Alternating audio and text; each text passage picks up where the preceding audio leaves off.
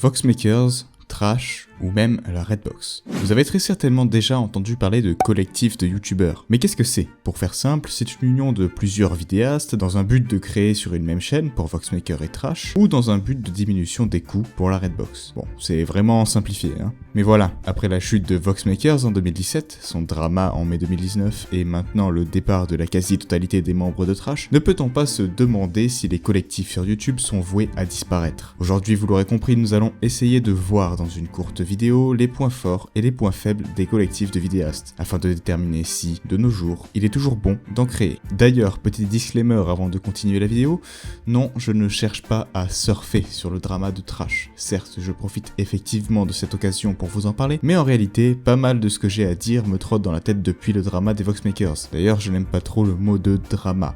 Mais bon, si aujourd'hui j'ai envie de vous parler de ça, c'est parce que de mon côté, depuis que je connais Trash, je me suis toujours dit que ce serait trop cool que je puisse les rejoindre. Parce que pour moi, un collectif, c'est une famille, où tout le monde s'entraide et se pousse vers le haut. J'ai toujours pensé que faire partie d'un collectif, ou en créer un par moi-même, serait quelque chose de bénéfique. Et d'ailleurs, j'ai commencé YouTube en essayant de faire un collectif, même si le projet a vite été abandonné. En effet, à l'époque, avec un ami, nous avions créé Mindpot, un groupe qui aurait dû poster des vidéos sur une même chaîne, et qui aurait également eu des chaînes personnelles. C'est comme ça qu'en 2013 sont nées les chaînes de Mindpot Academy, MyDieg21 et MyMrFox4. Mais bref, maintenant que je me suis un peu expliqué sur le pourquoi du comment je fais cette vidéo, passons aux choses sérieuses. Commençons par ce qui personnellement m'intéresse le plus, les points faibles et les difficultés de créer un collectif. Tout d'abord, il faut savoir que gérer un groupe est quelque chose de très compliqué. J'ai moi-même eu l'occasion de gérer des personnes pour toute autre chose, et je peux vous assurer qu'il est impossible de se faire bien voir par tous et d'être gentil avec tous. Il y aura forcément certaines personnes qui penseront que vous les faites passer après d'autres, car vous les considérez moins importants. Il y aura toujours de la jalousie. C'est pour moi le plus compliqué à gérer, la jalousie que pourraient avoir certains membres vis-à-vis d'autres, alors que pourtant chacun devrait se considérer égaux, telle une famille. Pour créer un collectif, il faut un gérant, et ce gérant, peu importe ce qu'il entreprendra, commettra forcément une erreur à un endroit. Une erreur peut-être insignifiante, mais qui pourrait se révéler destructrice par la suite. C'est probablement ce qu'il s'est passé chez Voxmakers et chez Trash. Après, l'erreur était-elle volontaire ou pas ?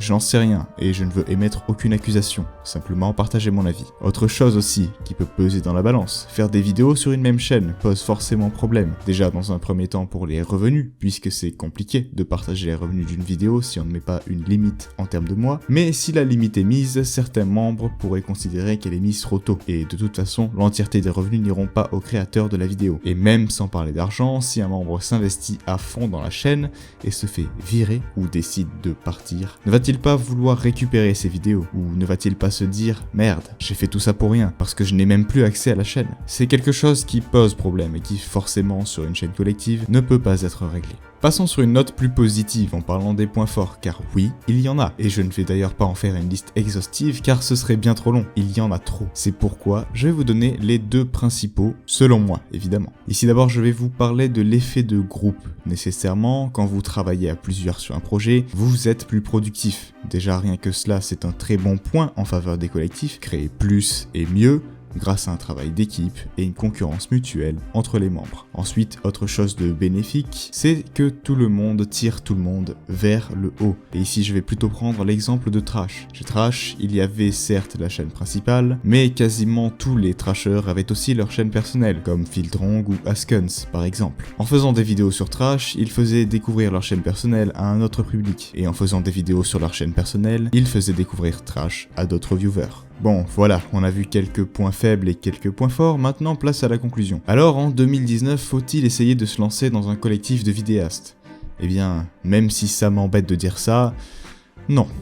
Il y a malheureusement trop de possibles conséquences négatives quant à la création d'un collectif. Certes, cela peut apporter beaucoup, mais nous avons pu voir dans cette vidéo qu'il est très compliqué de gérer une telle entreprise. Un collectif où tout le monde serait à égalité, avec une chaîne par personne, serait mieux qu'un objectif sur une même chaîne et avec un gérant. La Redbox a donc un bon modèle de fonctionnement pour l'instant. Ils font chacun leurs vidéos sur leur chaîne, même s'ils y font participer les autres, et font parfois un premier épisode sur une chaîne, puis un deuxième sur une autre, ce qui permet de fidéliser l'audience sur les différentes chaînes, et est donc une bonne chose pour eux, à l'instar de ce qu'il se passait pour Trash, mais sans la chaîne principale. Voilà donc mon avis sur la question. Du coup maintenant je sais que si un jour j'ai envie de créer un collectif, il vaut mieux que tout le monde reste dans son coin, mais que chacun s'entraide. Donc ne pas vraiment créer un collectif en quelque sorte, mais simplement s'aider entre amis. Malheureusement pas vraiment d'esprit de famille, puisque pas de chaîne où sont regroupés tous les membres, mais il vaut peut-être mieux ça. Enfin bref, et vous, qu'est-ce que vous en pensez? Peut-être avez-vous une solution miracle pour créer un collectif sans problème, même si pour savoir s'il y en aura,